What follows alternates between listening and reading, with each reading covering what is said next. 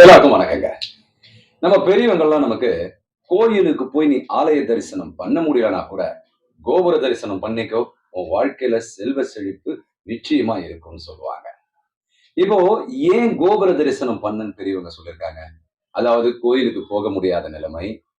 Suppose நம்ம வெளியூருக்கு போற வழியில வண்டியில போகும்போதெல்லாம் பார்த்துட்டு போவோம். அந்த சமயத்துல கோயிலுக்குள்ள போகறதுக்கு நமக்கு நேரம் இருக்காது. அந்த சமயத்துல வெளியில இருந்தே கோபுர தரிசனம் பண்ணா, உனக்கு கோடி புண்ணியம்னு சொல்லியிருக்காங்க. இதெல்லாம் எதுக்காக சொல்லியிருக்காங்க? ஏன் சொல்லியிருக்காங்க?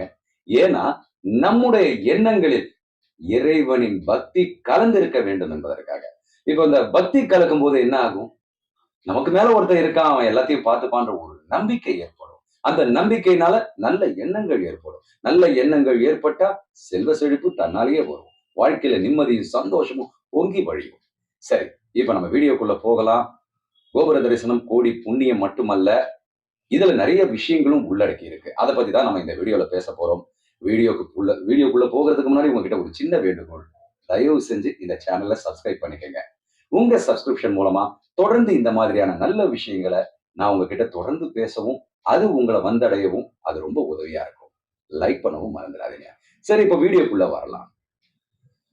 இலங்கைக்கு பாலம் கட்டுறதுக்காக, அதாவது சீதையை மீட்கிறதுக்காக ராமர் வானரங்களோட உதவியோட பாலம் கட்டுறதுக்கு தயாரா இருப்பாரு. அந்த சமயத்துல அவ்ளோ பெரிய கடல்ல எவ்வளவு பெரிய பாறைகளை போட்டாலும் பத்தவே பத்தாது. இப்படி இருக்கும் பொழுது ஆஞ்சநேயர் போய், அதாவது ஹனுமன் போய் ராமர் கிட்ட, ராமா இதுக்கு நீங்க தான் ஏதாவது வழி பண்ணணும். ஏன்னா நீங்க கடவுளுடைய அவதாரம். நீங்க நினைச்சா என்ன வேணாலும் பண்ணலாம். அப்படின்னு சொல்லும் பொழுது ராமர் ஒரு வார்த்தை சொல்லுவாரு. ஆஞ்சநேயா, நீ என்னுடைய பக்தன். ஆனா என்ன நம்புறதை விட என் ராமநாமத்தை ரொம்ப நம்பு. அதாவது என்னுடைய பெயர் என்னை விட மிக பெரியது. அதனால நீ அதை நம்பி அதை பிரயோகப்படுத்தினால், அதை ஜபிச்சுக்கிட்டே இருந்தேனா நிச்சயமா எல்லாமே நல்லது நடக்கும்னு சொல்லுவாரு.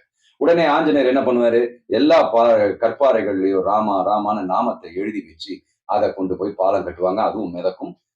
இது ஒரு புராணம், இதிகாசம், புராணம் ஏதோ ஒண்ணு வச்சுக்கோங்க, கதை. இந்த கதையில ராமர் வானரங்கள் உதவியோட பாலம் கட்டிட்டு அங்க போயிடுவாரு. ராமநாமம் ரொம்ப பெரிய உதவியா இருக்கும். சோ இதை எதுக்கு சொல்ல வரேன்னா, கடவுள் என்பவன் நம் கண்ணுக்கு புலப்படாதவன், நமக்குள் இருப்பவன், எல்லா இடத்திலும் இருப்பவன். ஆனா நம்மளுடைய ஊனக்கண்களுக்கு அவன் தெரிய மாட்டான்.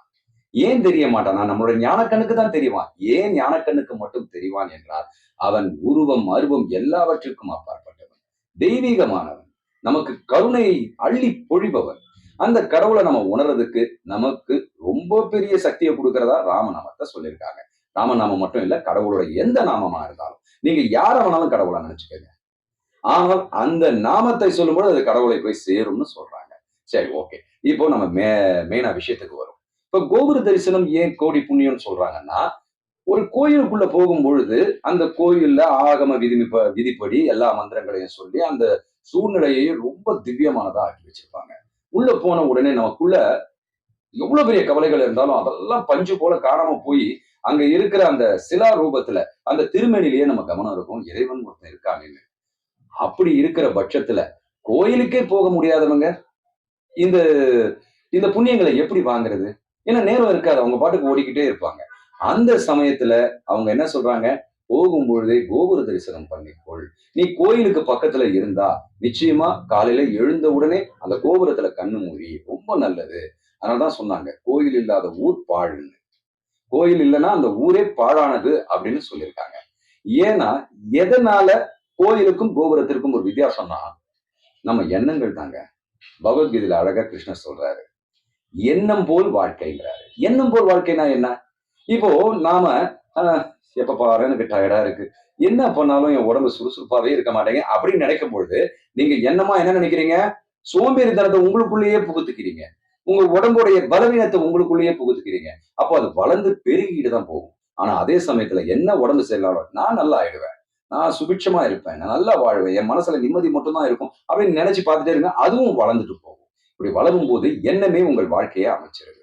சோ இந்த கோயில்ன்ற ஒரு விஷயத்த நம்ம கான்செப்டுக்குள்ள போகும் பொழுது கடவுளையே நம்ம நினைக்கிறதுனால நம்ம உள்ளம் பரிசுத்தமாகும், நல்ல எண்ணங்கள் நமக்குள்ள வரும், தன்னம்பிக்கை வரும். இதெல்லாம் வரும்போது அதெல்லாம் பல்கி பெருகி நம்ம வாழ்க்கை சுபிட்சமா இருக்கும். அதே போலதான் கோபுர தரிசனம் பண்ணும் பொழுதும் நம்முடைய எண்ணங்கள் இறைவனை நோக்கி போகிறது. இறைவனை நோக்கி போகும் மனமானது தூய்மையாகும். அதில் எந்த விதமான சந்தேகமும் இல்ல. இதுக்கு உதாரணமா ஒரு சின்ன கதைய பார்க்கலாம். ஒருத்தன் 2 நண்பர்கள் இருப்பாங்க.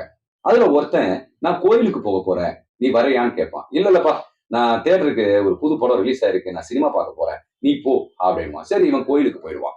இவன் கோயிலுக்கு போன உடனே, இவனுக்கு வேற எண்ணங்கள் வரும். சாமி மேல மனம் போகாது. ஐயய்யோ! நண்பன் சினிமா புது படம் ரிலீஸ் ஆச்சுன்னானே, அந்த படம் எப்படி இருக்கும்? ரொம்ப நல்லா இருக்குமே! சரி, நம்ம அதுக்கு போகாம மிஸ் பண்ணிட்டோமே! சரி, நண்பன் ஜாலியா இருப்பான். பரவால்ல, நம்ம சாமிய தரிசனம் பண்ணிட்டு போலான்னு வேண்டா வெறுப்பா பண்ணிட்டு போயிருவான். அதே அந்த தியேட்டர்ல இருக்கான் பார்த்தீங்களா?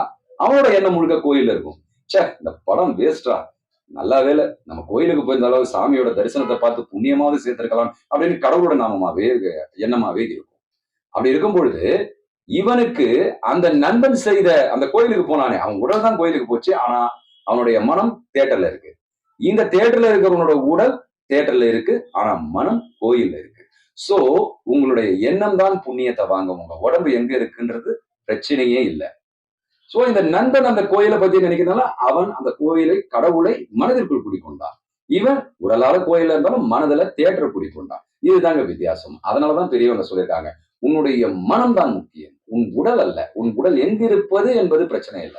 உன்னுடைய மனம் தெளிவாக எதை சிந்திக்கிறதோ அதுவாகவே ஆகும். அதனால நாம கோயிலுக்கு போக முடியலனா கூட, நம்ம போகிற வழியில இருக்கிற கோபுரங்கள் எல்லாத்தையும் தரிசனம் பண்ணி, அந்த இறைவனோட எண்ணத்த மனதுல உள்வாங்கி, அவனுடைய கருணைய உள்வாங்கி, நம்ம வாழ்க்கையில சுபிட்சமா வாழ்வோம்.